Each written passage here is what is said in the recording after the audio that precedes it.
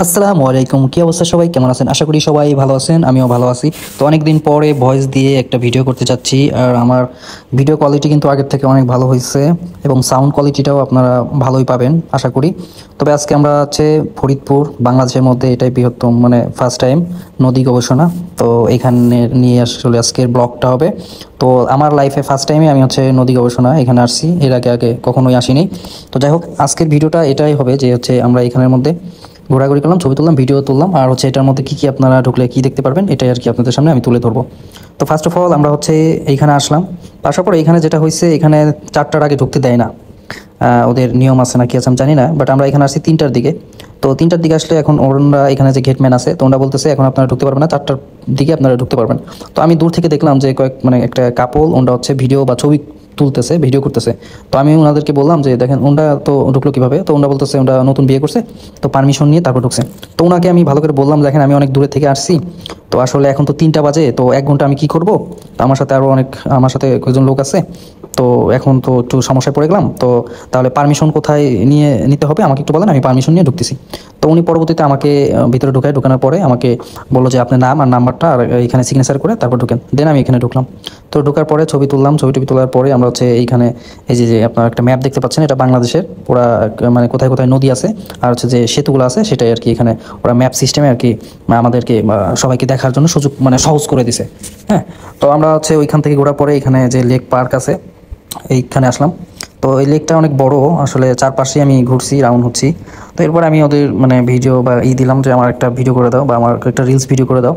তো আমাকে ওরা একটা ভিডিও করে দিল। আসলে ক্যামেরাম্যান না তো ভালো না, ঠিক আছে, এর জন্য আসলে ভালো করে ওইভাবে ভিডিও করে দিতে পারেনি আমাকে আমি যেভাবে চাইছি। বাট মোটামুটি আসলে চলে আর কি, এমন ভিডিও করে দিছে। তো যাই হোক, তো আপনারা হচ্ছে ভিডিও আমার মানে রেগুলার তো পান না, আমি রেগুলার ভিডিও করতে পারি না, কারণ হচ্ছে ব্যস্ততার জন্য, আর ওরকম আমি সময় পাই না। তো এখানে একটা ভূতের বাড়ির মতন একটা বাড়ি দেখতে পাইলাম। তো এই ভূতের বাড়ি আসলে, হ্যাঁ ভূতের বাড়ি না, আসলে এটা মানে বাড়ি করে রাখছে, বাট এটা মানে কোনো ইউজ করা হয় না। তো এই যে ফুলটা, আসলে এই ফুলটা কী ফুল আপনারা একটু কমেন্ট বক্সে আমাকে জানাই দিবেন যে এটা আসলে কী ফুল হতে পারে, আমিও জানি না এটার নাম কি। তো এটা আপনারা একটু জানাই দিবেন আমাকে প্লিজ।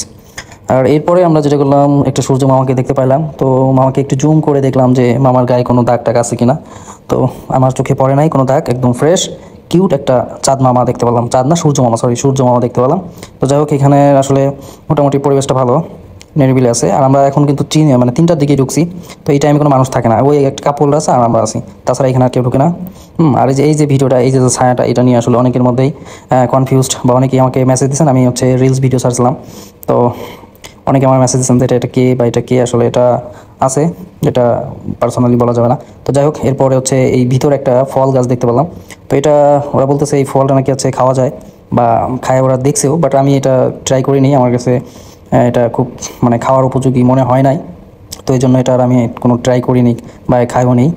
তো ওরা খাইছে, বাট ওর কাছে ভালো লাগছে না কি লাগছে আমি জানি না, বাট আমি খাইনি এটা। তো এরপরে দেখলাম 2টা কাক গাছের উপরে বসে বসে তারাও গল্প করতেছে। মানুষ হয়েছে দেখে, মেয়েটা একটু পাশে আছে। তো যাই হোক, এরপরে এখানে আপনারা সাইনবোর্ড দেখতে পাচ্ছেন, এটা হচ্ছে এখানে কি কি সেতু আছে বা এখানে কি কি সব বিষয়গুলো এখানে তুলে ধরছে। তো এরপরে হচ্ছে বাংলাদেশে নদী, এটা আসলে নদী গবেষণা, আমি যতটুকু জানি যে এটা নাকি বাংলাদেশের মধ্যে এই একটা আর কি নদী গবেষণা, এটা আমাদের ফরিদপুরে। তো এটা আসলে ফরিদপুরের জন্য একটা গর্বের বিষয় হতে পারে বা গর্বের বিষয়। তো এরপরে আমি নদী গবেষণা থেকে বের হয়ে গেলাম। এটা আমরা বের হয়েছি 4টার দিকে, আর অনেকে 4টা থেকে ঢুকছে। ঢোকার পরে আমরা এখান থেকে বের হওয়ার পরে আমরা চলে আসছি হচ্ছে ঢাকায় ফুচকা একটা দোকানে। তো এখান থেকে আমরা হচ্ছে 2টা ঝাল মানে মুড়ি অর্ডার দিছি, প্রচুর ঝাল দিয়ে, বোম্বাই মরিচ দিয়ে, কারণ মেয়েরা তো একটু ঝাল পছন্দ করে, তো ওরা হচ্ছে বোম্বাই মরিচ দিয়ে ঝাল খাবে বেশি করে।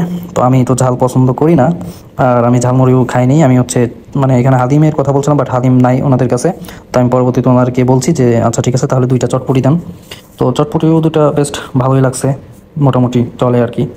আর ঢাকার মধ্যে আসলে এগুলো অনেক মানে ভালো মানের পাওয়া যায়। আর ফরিদপুরের মধ্যে অনেক ফাস্টফুড আইটেমের অনেক ভালো ভালো এখন দোকান হয়েছে, তাদের খাবারও কোয়ালিটি ভালো, পরিবেশও ভালো। আপনারাও আসবেন এখানে।